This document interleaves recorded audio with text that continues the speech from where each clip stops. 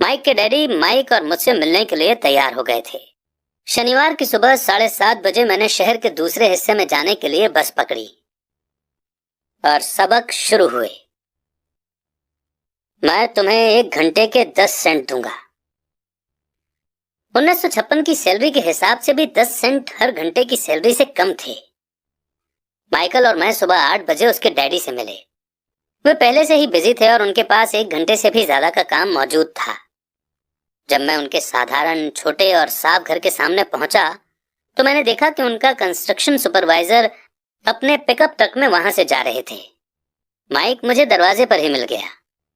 Daddy अभी phone पर हैं और उन्होंने कहा है कि हम लोग पीछे के एरिया में उनका इंतजार करें। माइक ने दरवाजा खोलते हुए कहा। जब मैंने उसके पुराने घर की दहलीज के अंदर कदम रखा तो लकड़ी के पुराने फर्श की चरमराहट सुनाई दी। दरवाजे के अंदर सस्ती सी चटाई थी। चटाई वहां इसलिए रखी गई थी ताकि फर्श पर पड़े अनगिनत पैरों के निशानों को छुपाया जा सके। हालांकि वो साफ थी, पर यह साफ दिखता था कि वो पुरानी हो गई थी और उसे बदल देना चाहिए। जब मैं लिविंग रूम में घुसा तो वहां मेरा दम घुटने लगा था। वहां पुराने फर्नीचर की बू आ रही थी और इसमें कोई शक नहीं है कि उस फर्नीचर को म्यूजियम में होना चाहिए था। सोफे पर 2 औरतें बैठी थी जिनकी उम्र मेरी माँ से थोड़ी ज्यादा होगी। औरतों के सामने एक आदमी मजदूरों के कपड़ों में बैठा हुआ था। उसने खाकी पैंट और खाकी शर्ट पहन रखा था। हालांकि कपड़े साफ और प्रेस किए हुए थे। उस आदमी की उम्र मेरे डैडी से लगभग 10 साल ज्यादा होगी, शायद 45 साल। ये लोग कौन हैं? मैंने पूछा। अरे ये लोग डैडी के लिए काम करते हैं। बूढ़ा आदमी उनके वेयर हाउसों को संभालता है और औरतें रेस्टोरेंट की मैनेजर हैं। और तुमने उस कंस्ट्रक्शन सुपरवाइजर को तो देखा ही होगा जो यहाँ से 50 मील दूर एक सड़क के प्रोजेक्ट पर काम कर रहा है। उनका दूसरा सुपरवाइजर जो बहुत से घर बना रहा है वो तुम्हारे आने के पहले ही जा चुका है। क्या ऐसा हमेशा ही होता है? मैंने पूछा। हमेशा तो नहीं, पर अक्सर ऐसा ही होता है, माइक ने कहा और मेरे पास अपनी कुर्सी खींचते हुए वो मुस्कुराया। मैंने उनसे पूछा था कि क्या वे हमें पैसा बनाना सिखाएंगे। माइक ने मुझे बताया। अच्छा, और उन्होंने इसका क्या जवाब दिया? मैंने एक्साइटेड होकर पूछा। पहले तो उनके चेहरे पर हंसी आई, फिर कुछ सोचकर उन्होंने कहा कि वे हमारे सामने एक ऑफर रखेंगे। अच्छा, मैंने कहा और अपनी कुर्सी की पीठ दीवार से टिका ली। मैं वहां कुर्सी के पिछले 2 पैरों के सहारे टिका बैठा रहा। माइक ने भी ऐसा ही किया। क्या तुम्हें पता है वो कौन सा ऑफर देने वाले हैं? मैंने पूछा। नहीं, पर हमें जल्दी ही इसका पता चल जाएगा। अचानक माइक के डैडी उस पुराने दरवाजे से घुसकर उस कमरे में दाखिल हुए जहां हम बैठे हुए थे। माइक और मैं अपने पैरों पर कूद गए।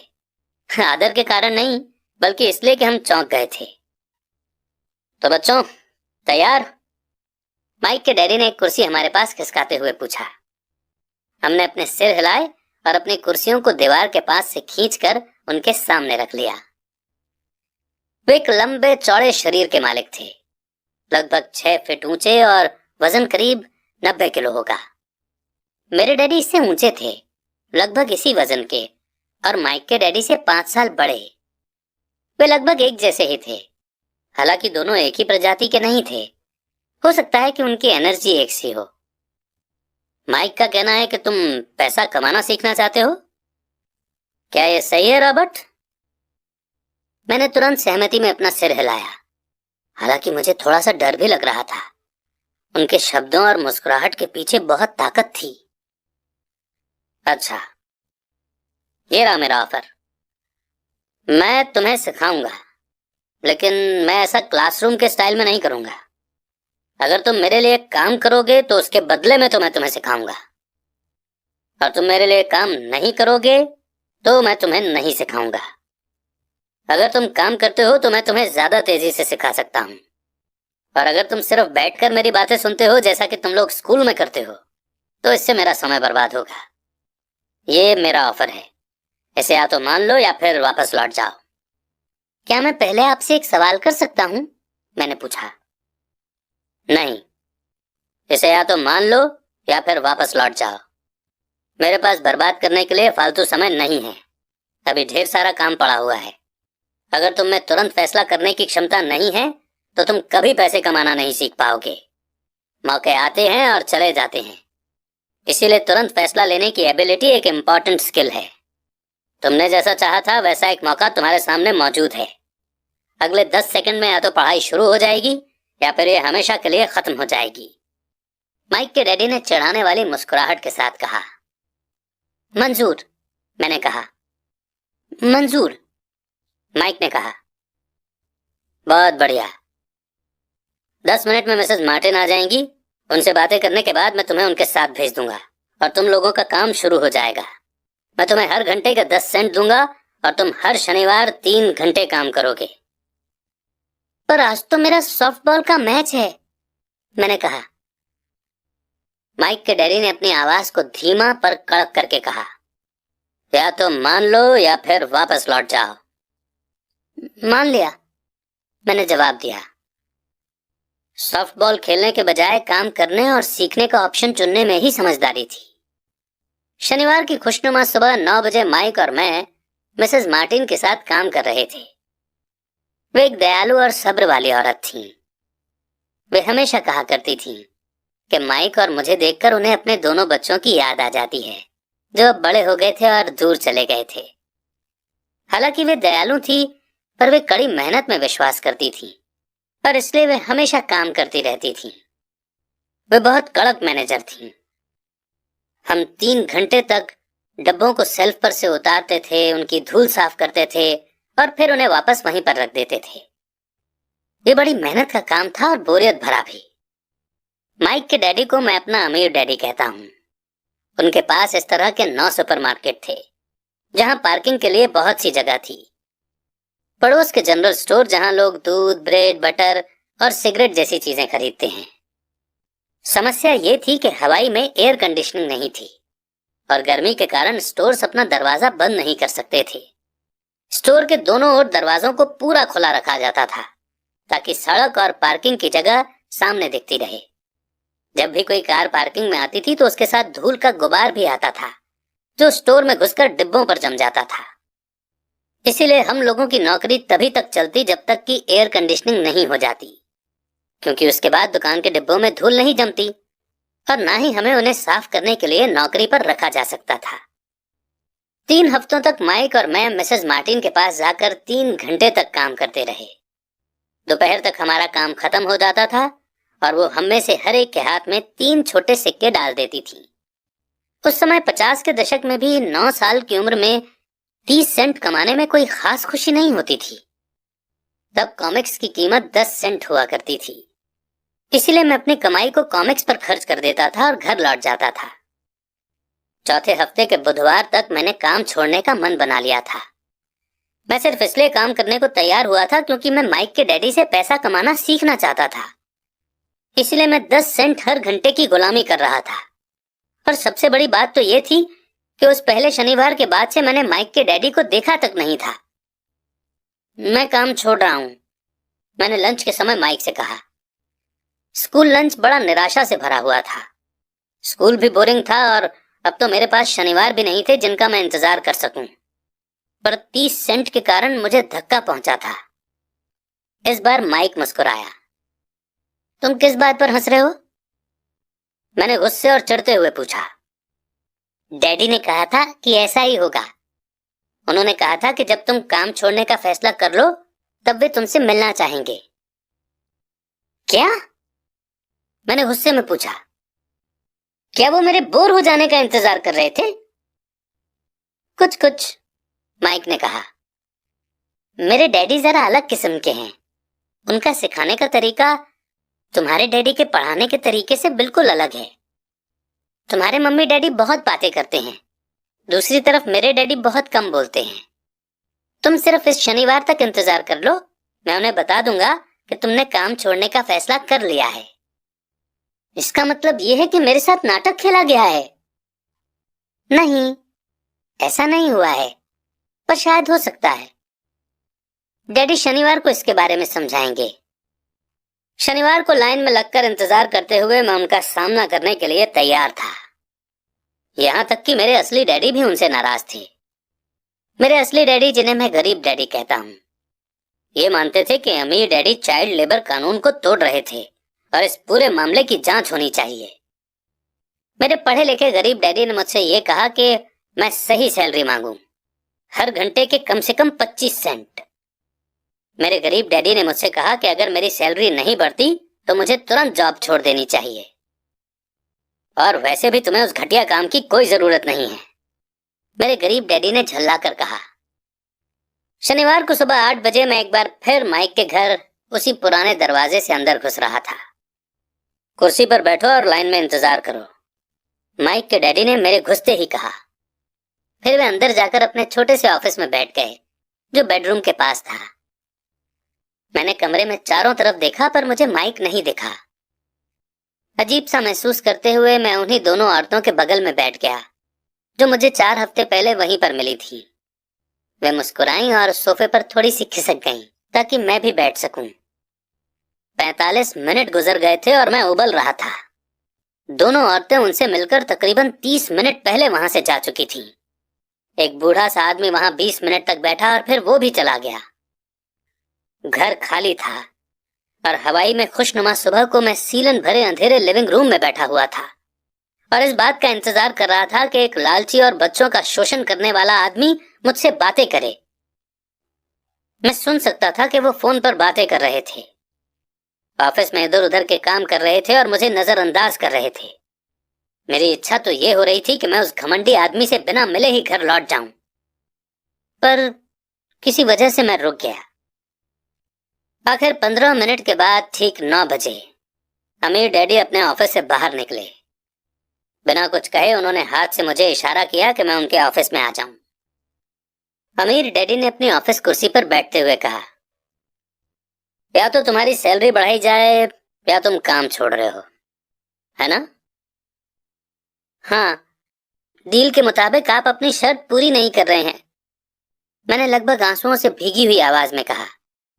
9 साल के बच्चे के लिए एक बड़े आदमी का सामना करना बहुत ज्यादा डरावना था। आपने कहा था कि अगर मैं आपके लिए काम करूंगा तो मुझे आप पैसा कमाना सिखाएंगे। अपनी तरफ से मैंने आपके लिए काम किया है, मैंने कड़ी मेहनत की है। इस काम के लिए मैंने अपने बेसबॉल गेम की भी कुर्बानी दी है और अब आप अपने वादे से मुकर रहे हैं। आपने मुझे कुछ भी नहीं सिखाया है। आप धोखेबाज हैं, जैसा शहर के सभी लोग कहते हैं। आप लालची हैं, आप सिर्फ पैसा कमाना चाहते हैं और अपने एम्प्लॉयज का बिल्कुल ध्यान नहीं रखते। आपने मुझे इतनी देर तक बाहर बिठाए रखा और मेरी जरा भी इज्जत नहीं की। मैं एक छोटा सा बच्चा हूं और आपको मेरे साथ इससे बेहतर बर्ताव करना चाहिए था। अमीर डैडी अपनी कुर्सी पर पीछे झुक गए। अपने हाथों को ठुड्डी तक लाकर उन्होंने मुझे घूरा। ऐसा लग रहा था जैसे वो मुझे एनालाइज कर रहे थे। बुरा नहीं है, 1 महीने से भी कम समय में तुम वही भाषा बोल रहे हो जो मेरे ज्यादातर एम्प्लॉय बोलते हैं। क्या? मैंने पूछा। मैं समझ नहीं पा रहा था कि वे क्या कह रहे थे और इसलिए मैंने अपना दुखड़ा रोना चालू रखा। मुझे लगता था कि आप अपने वादे पर कायम रहेंगे और मुझे कुछ सिखाएंगे। इसके बजाय आप तो मुझ पर अत्याचार करना चाहते हैं। ये तो जुल्म है, सरासर जुल्म। मैं तुम्हें सिखा तो रहा हूं, अमीर डैडी ने धीमी आवाज में कहा। आपने मुझे क्या सिखाया है? कुछ भी नहीं। एक बार मैं चंद सिक्कों में काम करने के लिए तैयार हो गया, उसके बाद तो आपने मुझसे बात तक नहीं की। 10 सेंट हर घंटे के लिए। मैं आपकी शिकायत गवर्नमेंट से करूंगा। हमारे देश में भी चाइल्ड लेबर कानून है। आप तो जानते ही हैं कि मेरे डैडी गवर्नमेंट के लिए काम करते हैं। शाबाश, अब तुम उन ज्यादातर लोगों की भाषा बोल रहे हो जो कभी मेरे लिए काम करते थे। वे लोग या तो जिन्हें मैंने नौकरी से निकाल दिया है या जिन्होंने खुद मेरी नौकरी छोड़ दी है। तो इस बारे में आपको क्या कहना है? और मुझे यह लग रहा था कि कम उम्र के बावजूद मैं बहादुरी से बातें कर रहा था। आपने मुझसे झूठ बोला। मैंने आपके लिए काम किया और आपने अपना वादा पूरा नहीं किया। आपने मुझे कुछ भी नहीं सिखाया। कौन कहता है कि मैंने तुम्हें कुछ नहीं सिखाया है? मेरे अमीर डैडी ने शांति से कहा। मैंने 3 हफ्ते तक काम किया और इस बीच आपने सिखाना तो दूर रहा, मुझसे कभी बात तक नहीं की। क्या सिखाने का मतलब सिर्फ भाषण या बातचीत ही होता है? और क्या, इस तरह से वो तुम्हें स्कूल में सिखाते हैं, पर जिंदगी तुम्हें इस तरह नहीं सिखाती। और मेरा मानना यह है कि जिंदगी सबसे बढ़िया टीचर होती है। ज्यादातर वक्त जिंदगी आपसे बातें नहीं करती, ये एक तरह से आपको धक्का देती है। हर धक्के के जरिए जिंदगी आपसे कहती है, जाग जाओ, मैं तुम्हें कुछ सिखाना चाहती हूँ। यह आदमी कैसी बेसिर पैर की बातें कर रहा है, मैंने अपने आप से पूछा। जिंदगी अगर मुझे धक्का देती है तो इसका मतलब कि जिंदगी मुझसे बातें करती है। अब मैं जान चुका था कि मुझे ये काम तुरंत छोड़ देना चाहिए। मैं किसी ऐसे आदमी से बातें कर रहा था जो पागल था और जिसे ताले में बंद रखे जाने की जरूरत थी। अगर तुम जिंदगी के सबक सीखते हो तो इससे तुम्हें बहुत फायदा होगा। अगर तुम ऐसा नहीं करते हो तो जिंदगी तुम्हें लगातार धक्के देती रहेगी। लोग 2 चीजें करते हैं। कुछ लोग जिंदगी के धक्कों को सहन करते चले जाते हैं, बाकी लोग गुस्सा हो जाते हैं। वो बाकी लोगों से गुस्सा होने लगते हैं, जैसे कि अपने बॉस से, अपने काम से, अपनी पत्नी या पति से। वो ये नहीं जानते कि जिंदगी उन्हें धक्का दे रही है। मैं नहीं जानता था कि वो किस बारे में बात कर रहे थे। जिंदगी हम सबको धक्के मारती है।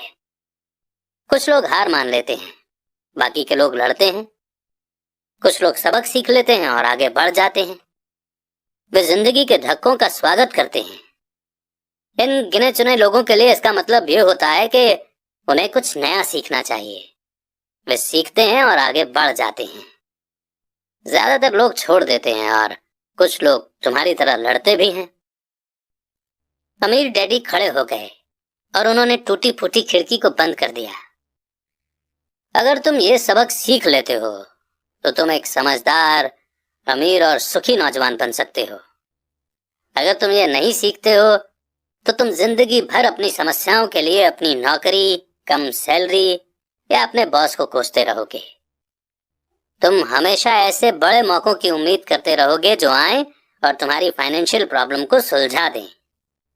अमीर डैडी ने मेरी तरफ देखा कि क्या मैं अब भी उनकी बात सुन रहा हूँ। उनकी आंखें मेरी आंखों से मिली।